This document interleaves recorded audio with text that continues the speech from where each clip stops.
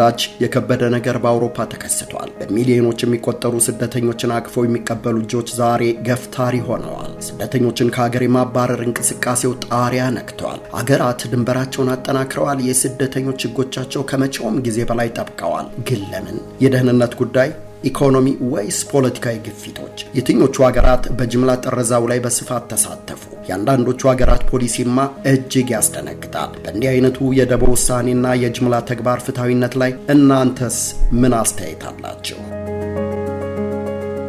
ላቲቪያ በቆዳ ስፋታቸውና በህዝብ ብዛታቸው ትንሽ ከሚባሉት ሀገራት ተርታ ትፈረጃለች። የህዝቧ ብዛት ከ1.8 ሚሊዮን አያልፍም። አዲስ አበባ ብቻውን ከ3 እጥፍ በላይ ያስከነዳታል። ይህች የባልካን ሀገራት አካል የሆነችው ሚጢጢ ሀገር ግን ግዙፍ ቁጥር ያላቸውን መጤዎች ይዛለች። ላቲቪያ ከቤላሩስ ጋር የ214 ኪሎ ሜትር ከሩሲያ ደግሞ የ292 ኪሎ ሜትር ድንበር ትጋራለች። ሩሲያና ቤላሩስ ስደተኞችን ወደ አውሮፓ ህብረት ሀገራት ድንበር በመግፋት የጸጥታ ስጋት ይፈጥራሉ በመባል ከሚከሰሱት ቀዳሚዎቹ ናቸው። ይህን የጸጥታ ስጋት ለመቀነስ ታዲያ ላቲቪያ ስደተኞችን ከሀገር የማባረር መርሃ ግብሯን ተግብራለች። በ2016-17 ብቻ ወደ መጡበት የመለሰቻቸው ስደተኞች ብዛት ከ2015-16 ከነበረው በ45 በመቶ ይበልጣል። እየተጠናቀቀ ባለው ዓመት ውስጥም ካለፉት ጊዜያት የበለጠ ስደተኞችን ታሰናብታለች ተብሎ ይገመታል። የላቲቪያ መንግስት ከዚህ በተጨማሪ የስደተኞች መሽሎኪያ ብሎ የለያቸውን ድንበሮች ለማጠናከር $250 ሚሊዮን መድቧል። በእነዚህ ቦታዎች ዘመናዊና ውስብስብ ካሜራዎች፣ ተንቀሳቃሽ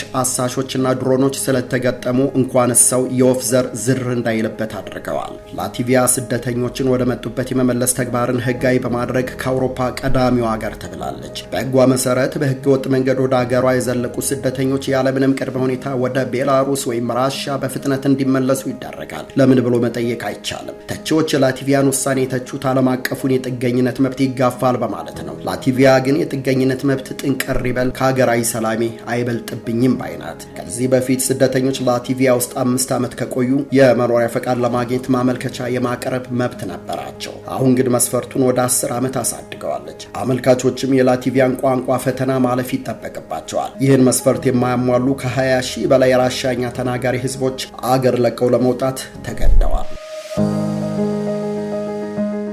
የቀደምት ስልጣኔ የታሪክና ባህል የጥበብና ፍልስፍና ማዕከሏ የማራኪ ደሴቶች መገኛዋ ግሪክ የስደተኞች ጉዳይ ከሚንጣቸው የአውሮፓ ሀገራት አንዷ ሆናለች። ከ2007 ጀምሮ ግሪክ ዋነኛ የስደተኞች መሽሎኪያ ነች። በተለይ ከሶሪያና አፍጋኒስታን እንዲሁም በቱርክ በኩል ለሚዘልቁ አፍሪካውያን መዳረሻ። ለአብነት በ2012-13 ከ1.2 ሚሊዮን የሚልቁ ስደተኞች ወደ ግሪክ እምብርት ዘልቀዋል። አጠቃላይ የህዝቧን ቁጥር 10 በመቶ ማለት ነው። በዚህ ዓመት ግን የግሪክ መንግስት በቃኝ አለ። እናም ጥገኝነት አመልካቾች የሚሰጠውን ፈቃድ 60 በመቶ ቀነሰ። ስደተኞችን ወደ መጡበት የመመለስ ዘመቻው ከመቼውም ጊዜ የበለጠ ተጠናከረ። ጥገኝነት አመልካቾች ጉዳያቸው ታይቶ ውሳኔ እስኪሰጣቸውም ለ36 ወራት ለነሱ ብቻ በተወሰነ ማቆያ ስፍራ መቀመጥ ግድ ይላቸዋል። ፈቃደኛ እስረኛ እንደማለት። የግሪክን ውሳኔ የሰብአዊ መብቶች ቡድኖች በይፋ ተቃውመውታል። ግሪክ ግን ወደ ሀገሬ በህገ ወጥ መንገድ የሚገቡ ሰዎች እንዳይበረታቱ በማድረግ የስደተኞች ሸክሜን መቀነስ አለብኝ ባይናት።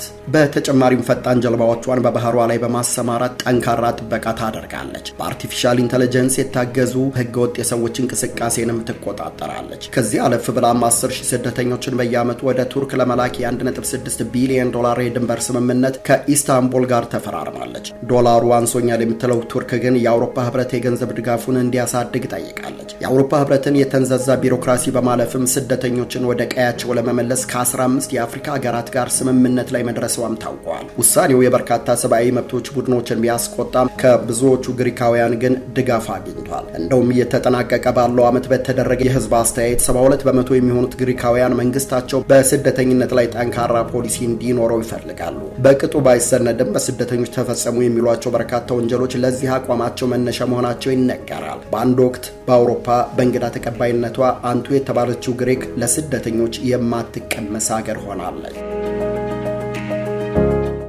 ተራራማዋ የአውሮፓ ሰገነት የረቂቅ ሙዚቃ ሊቃውንት መፍለቂያ ኦስትሪያ ስደተኞች ላይ ጠንካራ አቋም ያራምዳሉ ከሚባሉት ሀገራት ዘንድ ተፈርጃለች። ለምን ቢሉ ኦስትሪያ ወደ ተለያዩ አውሮፓ ሀገራት መሸጋገሪያ ኮሪደር በመሆኗ 8 ሀገራት ጋር መጎራበቷ በእርግጥም ኦስትሪያን ቁልፍ መቆያም መሸጋገሪያም ያደርጋታል። ከ2007 ጀምሮ የ500,000 ጥገኝነት ጠያቂዎችን ማመልከቻ ተቀብላለች። 9 ሚሊዮን ህዝብ ላላት ሀገር የጥገኝነት ጠያቂው ቁጥር ብዙ ነው ቢባል አይገርምም። ቀድሞ ለስደተኞች አልጋ ባልጋ የነበረችው ሀገር ዛሬ እሾህም ቀጋም ሆናባቸዋለች። ከዓመት በፊት ከቀረቡላት የጥገኝነት ጥያቄዎች 70 በመቶውን ውድቅ አድርጋለች። በዚህ ዓመት ደግሞ 40 ሺህ የሚደርሱ ሰነድ አልባ ስደተኞችን ወደ መጡበት ለመመለስ አቅዳለች። ስደተኞችን ከአውሮፓ አስወጥቶ ወደ ሌሎች ሀገራት ማስፈር የሚለውን የአውሮፓ ህብረት ረቂቅ ሀሳብ የምትደግፈው ኦስትሪያ ስደተኞችን ሀገር ውስጥ አስቀምጦ መጠለያና መሰረታዊ ፍላጎታቸውን ከማሟላት ወደ ሰሜን አፍሪካ አሸጋግራ የመላክ አማራጭን መርጣለች። የአውሮፓ ህብረት እቅድ ተግባራዊ ባይሆንም መሬት ላይ ከወረደላት ለተፈጻሚነቱ ኦስትሪያ ግንባር ቀደም ተሰላፊ መሆኗ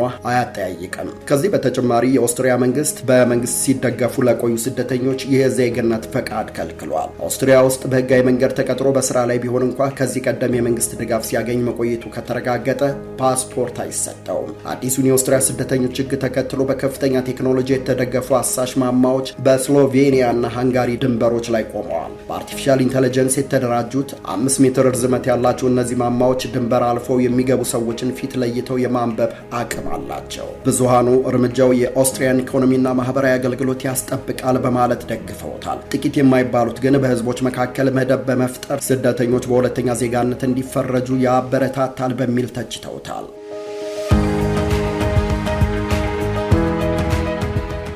የቫይኪንጎች ምድር በዓለም የደስተኛ ህዝቦች መኖሪያ የምትባለው ዴንማርክ በስደተኞች ላይ የወሰደችው አቋም ስለ እሷ ስንሰማው ከቆየ ነው ፍጹም ተቃራኒ ቢሆንብን አይገርምም። ለዓመታት ስር ነቀል የስደተኞች ህግ ስታረቅ የቆየችው ዴንማርክ በያዝነው ዓመት የዓለም ርዕስ ያደረጋትን ውሳኔ አሳልፋለች። የዳኒሽ መንግስት ሰነድ አልባ ስደተኞችን በራሱ ከአገር ጠቅልሎ ከማስወጣት ይልቅ የጥገኝነት ጥያቄዎችን መርመራ ውሳኔ እንድትሰጥ አፍሪካውያን ሩዋንዳን ቀጥሯል። ጥገኝነት አመልካቾች ማመልከቻቸው ታይቶ ውሳኔ እስኪሰጣቸው ሩዋንዳ ውስጥ ይቆያሉ። ለዚህ አገልግሎቷ ደግሞ ሩዋንዳ ከዴንማርክ የ270 ሚሊዮን ዶላር ይበረከትላታል። ይህንን አማራጭ የወሰድኩት ይላል የዴንማርክ መንግስት አገሬ ለስደተኞች ምቹ ተደርጋ እንዳትታይና በዚህም በመጤዎች ማዕበል እንዳትጥለቀለቅ ነው። ከዚህ ባሻገር የወሰደችው አማራጭ ከሰብአዊነት የተቀዳ መሆኑን ለማሳየት ዴንማርክ ትሞክራለች። የወሰደችው አማራጭ ስደተኞች የሜዲትራኒያንን ባህር አቋርጠው ሲመጡ የሚደርስባቸውን የህይወትና የአካል ጉዳት ያስቀርላቸዋል ትላለች ዴንማርክ። ተቺዎች ግን በዚህ አይስማሙም። የእጅ አዙር ጥረዛ ሲሉም ይጠሩታል።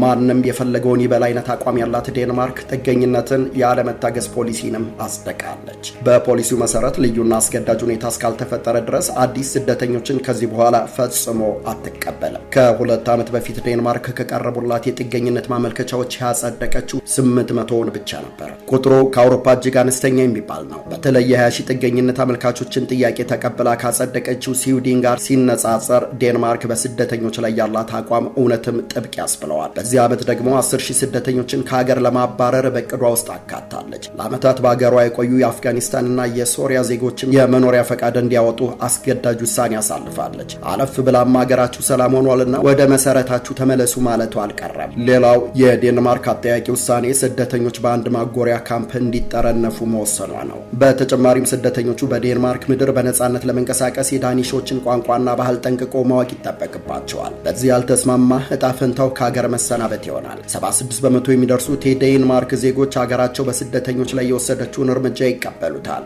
በዓለም ደስተኛ ሰዎች የሚኖሩባት ዴንማርክ ለስደተኞች ግን ገሃነም ሆናለች። ከስደተኞች ጋር በተያያዘ ለ10 ዓመታት ፈተናዎች የተጋረጡባት ኢጣሊያ በዚህ ዓመት 86,000 ስደተኞችን በየዓመቱ ወደ አልባኒያ ለመላክ የ1.6 ቢሊዮን ዶላር አጠያቂ ስምምነት ተፈራርማለች። የዛሬ 2 ዓመት ከ180,000 በላይ ስደተኞች በባህር ወደ ኢጣሊያ መግባታቸው ይነገራል። በጠቅላይ ሚኒስትር ጆርጂያ ሜሎኒ የሚመራው የኢጣሊያ መንግስት 40,000 ሰነድ አልባ ስደተኞችን በዚህ ዓመት ከሀገር ለማባረር ውሳኔ አሳልፈዋል። ውሳኔው በዓመት 20,000 ስደተኞችን ማባረር ከተሳናቸው ቀደምት ፖለቲካዊ አመራሮች አንጻር ሲታይ ትልቅ ያስብለዋል። በ6 ወራት ውስጥ ብቻ በህገወጥ የሰዎች ዝውውር የተሰማሩ ከ1200 በላይ ጀልባዎች በቁጥጥር ስር ውለዋል። በህገወጥ መንገድ ከገቡ ኢጣሊያ ውስጥ መቆየት አይታሰብም። በስደተኞች ጉዳይ ተማርር ያለው የምትለው ኢጣሊያ በሰብአዊ መብቶች ላይ የሚሰሩ መንግስታዊ ያልሆኑ ተቋማትን ጭምር ድንጋጤ ውስጥ ያስገባ ውሳኔ አሳልፋለች። ተቋማቱ ዓላማችን በባህር የሚመጡ ስደተኞችን መታደግ ነው ቢሉም መንግስት ህገወጥ ስደተኞችን ወደ አገር አስገብቷል በሚል ክስ ይመሰርትባቸዋል። እስከ እስራት የሚደርስ ቅጣትም ሊጥልባቸው ይችላል። መንግስት እንዲህ አይነቱ ውሳኔ በህገወጥ የሰዎች ዝውውር የተሰማሩ ግለሰቦችንና ቡድኖችን የግንኙነት መረብ ለመበጣጠስ እንደሚያስችለው በእርግጠኝነት ይናገራል። የሰብአዊ መብቶች አንቂዎች ግን ውሳኔዎቹ የስደተኞችን ህይወት ለአደጋ ይዳርጋል በማለት ይሟገታሉ። በሁለቱ ፈታኝ ሁኔታዎች መሃል ውስጥ ሆና ኢጣሊያ ስደተኞች ወደ ሀገሯ እንዳይዘልቁ ትፍጨረጨራለች። በተለይም በቅርቧ ከሚገኙት ሊቢያና ቱኒዚያ። በእነዚህ አካባቢዎች የሚንቀሳቀሱ ህገወጥ ሰው አዘዋዋሪዎች የተለያዩ ስልቶችን በመቀየስ በሜዲትራኒያን በኩል ወደ ኢጣሊያ ሰዎችን ለማስገባት የማይፈነቅሉት ድንጋይ፣ የማይቆፍሩት ጉድጓድ የለም። ግን መንግስት በተከተለው መንገድ የስደተኞችን ፍሰት መቆጣጠር ይችል ይሆን? የመካከለኛው ዘመን አንጸባራቂ ህንፃዎች መገኛዋ ፖላንድ በጸረ ስደተኞች አቋሟ ከሚታወቁት ሀገራት ተርታ ትፈረጃለች። ከቤላሩስ ጋር የሚያገናኛትን የ400 ኪሎ ሜትር ድንበር $380 ሚሊዮን በማውጣት በግንብ አሳጥራለች። የግንብ አጥሩ ተንቀሳቃሽ ምስል ቀላቢ ካሜራዎች፣ ድሮኖችና የአርቲፊሻል ኢንተለጀንስ ሰው አሳሽ ቴክኖሎጂዎች ተገጥመውለታል። ቴክኖሎጂው ከቤላሩስ በኩል በሺዎች የሚቆጠሩ ስደተኞችን በማስረግ የፖሊሻውያኑን ፖለቲካዊ መረጋጋት ለማወክ የሚፈልጉ አካላትን እንቅስቃሴ ለመቆጣጠር ያስችላል ይላሉ የፖላንድ ባለስልጣናት። በእርግጥም ፖላንድ የተሳካላት ይመስላል። ከሁለት ዓመት በፊት ከ50 ሺህ በላይ ስደተኞች በህገ ወጥ መልኩ የገቡባት ሀገር በያዝነው ዓመት ግን ዕድሜ ለገነባችው የድንበር አጥርና ስደተኞችን የመመለስ ጥብቅ ቁጥጥሯ ወደ ሀገር ቤት የሚገቡ ስደተኞች ቁጥር ቀንሷል በ80 በመቶ። ከዚህ በተጨማሪ ፖላንድ ድንበር ጠባቂዎቿ ስደተኞችን ወደ መጡበት እንዲመልሱ የሚያስችላቸውን የአስቸኳይ ጊዜ አዋጅ ደንግጋለች። የጥገኝነት መብት ጥያቄ የለ፣ ይግባኝ የለ፣ በቃ ምንም የለ። ስደተኛ ሆነህ በፖላንድ ድንበር ጠባቂዎች ቁጥጥር ስር ከዋልክ ወደ መጣህበት መመለስህን ማመን አለብህ። በዚህ ሂደት ፖላንድ 55,000 ስደተኞችን ከሀገር ማባረሯ ይነገራል። መንግስት በተለይም ወደ አፍሪካ፣ መካከለኛው ምስራቅና ደቡብ ኤዥያ ስደተኞችን ለመመለስ በዚህ ዓመት ብቻ $540 ሚሊዮን አውጥቷል። በስደተኞች ተጨናንቀናል የሚሉ 82 በመቶ የሚገመቱ ስሞት አቅራቢ ፖላንዳውያን የመንግስታቸውን አቋም ከመደገፍ አልፈው ከዚህም ያለፈ ጠንከር ያለ እርምጃ እንዲወስድ ይፈልጋሉ። ፖላንድ እግረ መንገዷን ባህሏንና ኢኮኖሚዋን በማስጠበቅ በስደተኞች የሚደርስባትን ችግር ለመታደግ መሞከሯን ታስረዳለች። ተቺዎች ግን የፖላንድን አቋም ከጽንፈኝነት ይፈርጁታል። በጦርነት ከታመሱት ሱዳንና ሶሪያ የተፈናቀሉ ሰዎች እንኳ እንዳይገቡ መከልከላቸው የዚህ ዋልታ ረገጥ አቋማቸው ማሳያ ነው በማለት ይከራከራሉ። የአውሮፓ ህብረትም ፖላንድ ዓለም አቀፍ ስምምነቶችን እየተጋፋች ነው ሲል ከሷል። አገራችን ህጋችን ነች የሚሉት ፖላንዶች ግን በህገወጥ መንገድ አገሬ እስከገባ ድረስ አገሬ ውስጥ አትቆይም የሚል ጠንካራ አቋም አራምደዋል። የሳውና ምድር ሰሜናዊቷ ብርሃን የደስተኛ ዜጎች መኖሪያ ፊንላንድ ስደተኞችን በሩቁ ከሚሉት ሀገራት ተርታ ተፈርጃለች። ድሮማ ፊንላንድ ስደተኞችን አቅፋ ደግፋ የምትቀበል ሀገር ነበረች። ዛሬማ አቃፊ እጆቿ ተሰብስበዋል። በአንድ ዓመት ውስጥ ከ10 ሺህ በላይ ስደተኞችን በማባረር ከቀዳሚዎቹ የአውሮፓ ሀገራት ተርታ ተፈርጃለች። በህገወጥ መንገድ የገቡ ስደተኞች በ48 ሰዓት ውስጥ ወደ መጡበት ይመለሳሉ። የጥገኝነት ጥያቄ የለ፣ ህጋዊ ሂደት የለ። ከራሻ ጋር የሚያገናኛ ድንበር ሙሉ በሙሉም ዘግታለች። በተለይ የድንበር መዝጋት ውሳኔ በሺዎች የሚቆጠሩ ስደተኞችን በማስረግ አገር እንዳይረጋጋ ታደርጋለች በሚል የምትከሳትን የራሻን እንቅስቃሴ ለመቆጣጠር ታስቦ የተፈጸመ ነው። ዓላማዋን ለማስፈጸም $435 ሚሊዮን ወጪ በማድረግ የ200 ኪሎ ሜትር የድንበር አጥር አጥራለች። አጥሩ አሰሳ የሚያደርጉ ድሮኖች፣ የኢንፍራሬድ ካሜራዎችና ተንቀሳቃሽ አካላትን የሚቆጣጠሩ ቴክኖሎጂዎች ተገጥመውለታል። ፊንላንድ ስደተኞች ወደ አገሯ እንዳይገቡ ጥብቅ ቁጥጥር ማድረግ ብቻ አይደለም፣ የገቡትንም የገቡበት ገብታ ማሳደድ ስራዬ ብለዋለች። በተለይ መሰረታቸው አፍጋኒስታን፣ ኢራቅና ሶማሊያ የሆኑ የ5,000 ስደተኞችን የጥገኝነት ጥያቄ ሰርዛ ከሀገር እንዲወጡ ውሳኔ አሳልፋለች። በፊንላንድ መንግስት እምነት እነዚህ ሀገራት ሰላማዊ ስለሆኑ የሀገራቱ ስደተኞች ፊንላንድ መቆየት አይጠበቅባቸውም። አፍጋኒስታንና ኢራቅ ሲሆኑ ሶማሊያን በምን ሚዛን መዝናት ይሆን ሰላማዊት ሀገር ያለቻት? በእርግጥ ውሳኔዋ ተቃውሞ ማስከተሉ አልቀረም። የፊኒሽ መንግስት ግን ከአቋሙ ንቅንቅ አላለም። የባሰው ደግሞ ስደተኞች ሆነው ወንጀል ከፈጸሙ ከሀገር የመባረር እድላቸው በ3 እጅ ማደጉ ነው። ወንጀሉ ቀለለም ከበደም በ2015-16 ብቻ የተደራጁ የወንጀለኞች ቡድን አባላትንና እጽ አዘዋዋሪዎችን ጨምሮ ከ1500 በላይ ህግ ተላላፊ የተባሉ ስደተኞችን ከሀገር አስወጥታለች። የፊንላንድ መንግስት በስደተኞች ላይ እየወሰደ ያለውን እርምጃና የህግ ማዕቀፍ 68 በመቶ የሚሆነው ዜጋ ይደግፈዋል። በአንድ ነገር ግን እርግጠኛ መሆን ይቻላል። ከዚህ በኋላ ፊንላንድ የድሮዋ ፊንላንድ አይደለችም፣ አትሆንም። ስደተኞችን በክብር ተቀብሎ በማስተናገድ ከሚታወቁት ሀገራት አንዷ ነበረች ስዊድን። በያዝነው ዓመት ግን ይሄ መገለጫዋ ታሪክ ሆኗል። የስደተኞች ፖሊሲዋን የቀየረችው ስዊድን መጤ ያለቻቸውን ስደተኞች በከፍተኛ ቁጥር በማባረር ክብረ ወሰን ይዛለች። ከ2007 ጀምሮ እስካሁን ባለው ጊዜ 1.2 ሚሊዮን ስደተኞችን እንደተቀበለች የሚነገርላት ስዊድን ባልተለመደ ሁኔታ የአገር ቤት ወንጀል ተስፋፍቶባታል። በተደራጁ ህገወጥ ቡድኖች የሚፈጸመው ጥቃት አሻቅቧል። ማህበራዊ ውጥረት ገኖባታል። ለዚህም ይመስላል አዲሱ የስዊድን መንግስት ስዊድንን እናጽዳ የሚል ዘመቻ ማቀጣጠሉ። ይህ ግዙፍ ዘመቻ በያዝነው ዓመት መጨረሻ 50 ሺህ የሚደርሱ ሰነድ አልባ ስደተኞችን ከሀገር የማባረር ዓላማ ሰንቋል። ዘመቻው በተቀረጸበት ፖሊሲ መሰረት መጀመሪያ ለሰነድ አልባ ስደተኞች የምትሰጠውን ድጋፍ ታቋርጣለች። ነፃ መኖሪያ ቤት፣ ነፃ የሕክምና አገልግሎት ይሉት ነገር አይኖርም ማለት ነው። ስደተኛው ህጋዊ ሰነድ ከሌለው አዲዮስ ወደ መጣበት። እርምጃው በሺዎች የሚቆጠሩ ስደተኞች ሳይባረሩ በራሳቸው ፈቃድ ራሳቸውን እንዲያባረሩ ምክንያት ሆኗቸዋል። የጥገኝነት ጥያቄያቸው በፍርድ ቤት ታይቶ ተቀባይነት ካላገኘ አመልካቾች በ30 ቀናት ውስጥ አገር ለቀው መውጣት ግድ ይላቸዋል። አሊያ የስዊድን ጸጥታ ኃይሎች የገቡበት ገብተው አንገታቸውን አንቀው ወደ መጡበት ይመልሷቸዋል። በአዲሱ ስደተኞችን የማባረር ስልት ከ25 ሺህ በላይ ስደተኞች ከሀገር እንዲወጡ ተደርገዋል። የበለጠ አስፈሪው ግን አንድ ሰው ተባረረ ማለት መላ ቤተሰቡን ይዞ መውጣት አለበት ማለት ነው። ስዊድን ውስጥ መወለድ እንኳን ከጥረዛ አይታደግም። ወላጆች ህጋዊ ካልሆኑ ልጆቹም ህጋዊ አይደሉም የሚል መሟገቻ ያቀርባሉ ባለስልጣናቱ። የመንግስት አቋም ትችት ቢያስተናግድም ህግና ስርዓት እውን ለማድረግ ውሳኔው የግድ ያስፈልጋል ትላለች ስዊድን። ጥቂት ስለ ወንጀሉ እናውራ። ምክንያቱም ስዊድን የስደተኞች ፖሊሲዋን ዞር ብላ እንድትመለከት ያስገደዳት በሀገር ውስጥ የተስፋፋው ወንጀል እንደሆነ ደጋግማ ይፋ አድርጋለችና። የዛሬ ዓመት ስዊድን 1300 የተኩስ ልውውጦችን አስተናግዳለች። አብዛኛው የተኩስ ልውውጥ ደግሞ በህገ ወጥ መልኩ የተደራጁ ቡድኖችና ስደተኞች በሚበዙባቸው አካባቢዎች መፈጸሙ ስዊድን የስደተኞች ፖሊሲዋን እንድትከልስ አስገድዷታል። የተበራከተውን ወንጀል ተከትሎ ስዊድን ወንጀለኛ ስደተኞችን አትታገስም ያሉት ጠቅላይ ሚኒስቴር ኦልፍ ክሪስቴሽን በቀላልም ሆነ በከባድ ወንጀል ላይ የተሳተፈ ስደተኛ ወዲያው ከሀገር እስከ መባረር የሚያደርሰውን ህግ አስደቀዋል። ሌላው አስደንጋጭ እውነት የስዊድን መንግስት ሰነድ አልባ ስደተኞችን መንጥሮ የሚያወጣ ቡድን እስከ ትምህርት ቤቶች ድረስ ማሰማራቱ ነው። የመንግስቱ እርምጃ ዓለም አቀፍ ቁጣን ቢቀሰቅስም ስዊድን ግን ህግን ህጋዊ ለማድረግ የተወሰደ ቁርጠኛ አቋም በማለት ትሟገትበታለች። ስዊድን ዳግም ሰላሟ የሚመለሰው በእንዲህ አይነት ውሳኔ ነው የሚሉ 72 በመቶ የሚሆኑ ስዊድናውያንም የመንግስታቸውን ውሳኔ ተቀብለውታል። ዛሬ ስደተኞችን የሚያቅፉ የስዊድን እጆች ታጥፈዋል፣ በሮቿ ተዘግተዋል።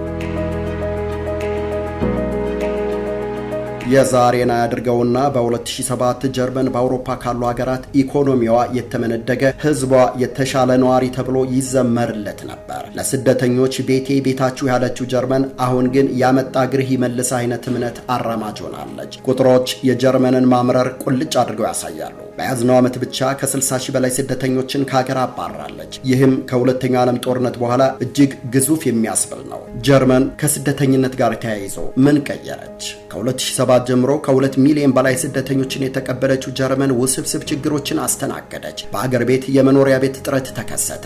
ወንጀል አሻቀበ። የኑሮ ውድነት ሰማይ ነካ። በየዓመቱ ለጥገኝነት አመልካቾች የምታወጣው ወጪ 54 ቢሊዮን ዶላር ደረሰ። ይህም ግብር ከፋዮችን አሰላቸ። በያዝነው ዓመት የተደረገ ጥናት እንደሚያመላክተው 74 በመቶ የሚሆኑ ጀርመናውያን አገራቸው ከሚገባው በላይ ስደተኞችን ስለመሸከሟ ያምናሉ። እናም ስደተኞችን ከሀገር ጠራርጎ የሚያስወጣ ጠንካራ ህግ ይፈልጋሉ።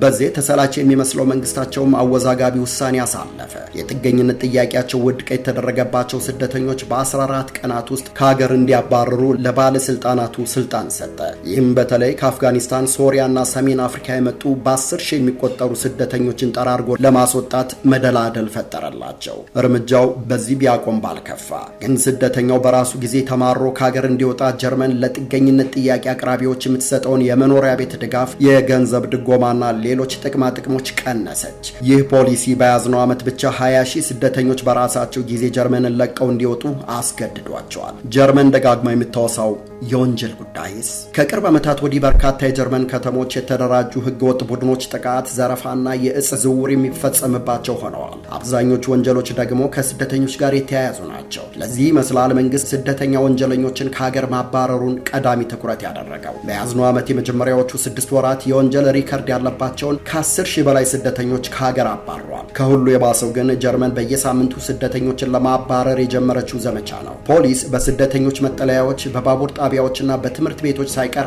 አሰሳ ያካሂዳል። ሰነድ አልባ ስደተኞችን መንጥሮ ከሀገር ያስወጣል። በእርግጥ እንደዚህ አይነት እርምጃዎች ሲወሰዱ የሚያሳዩ ተንቀሳቃሽ ምስሎች ይፋ መሆናቸውን ተከትሎ ዓለም አቀፍ ተቃውሞ ተቀስቅሷል። መንግስት ግን እንደ ሌሎቹ የአውሮፓ ሀገራት የእርምጃውን አስፈላጊነት አጽንኦት በመስጠት በውስጥ ጉዳይ አትድረሱብኝ አይነት አቋም ወስዷል።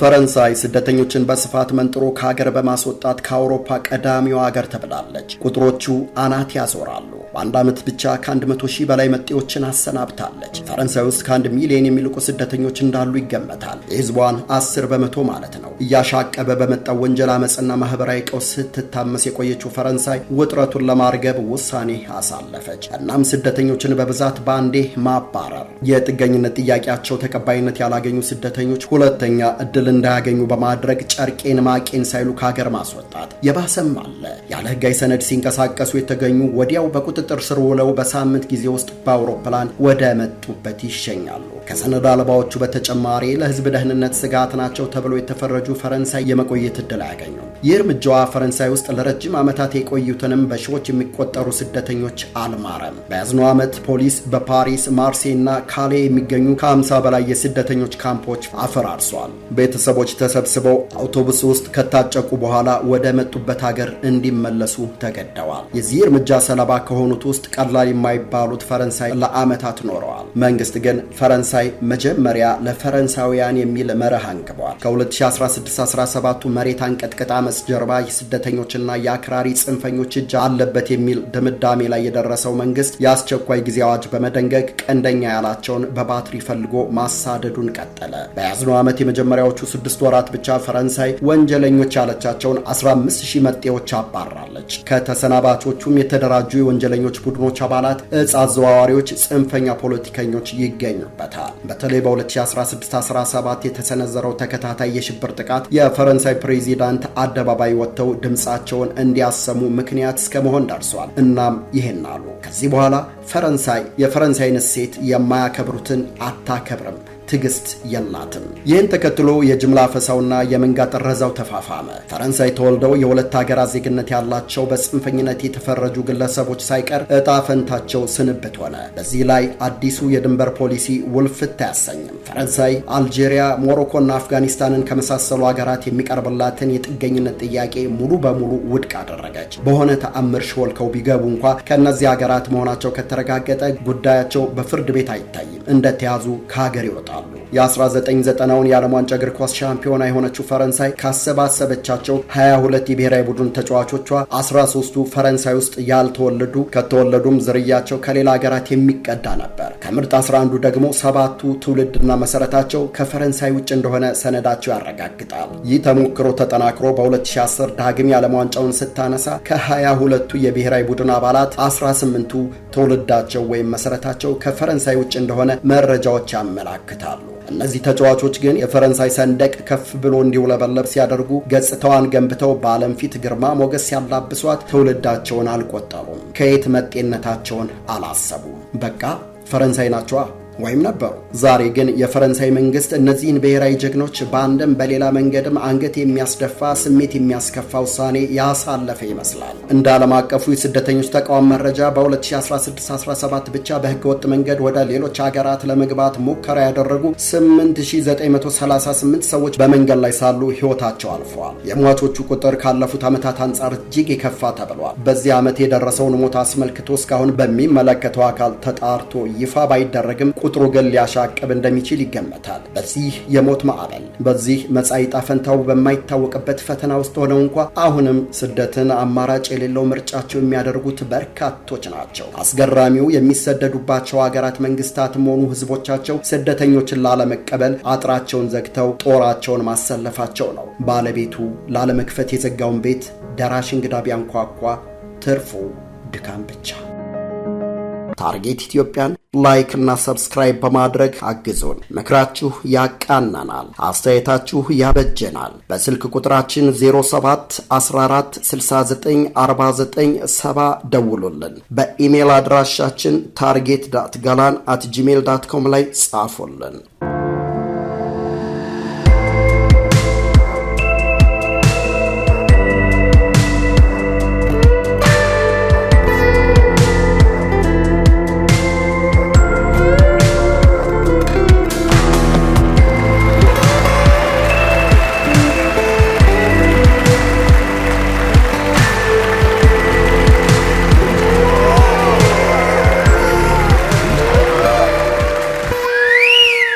Target Ethiopia.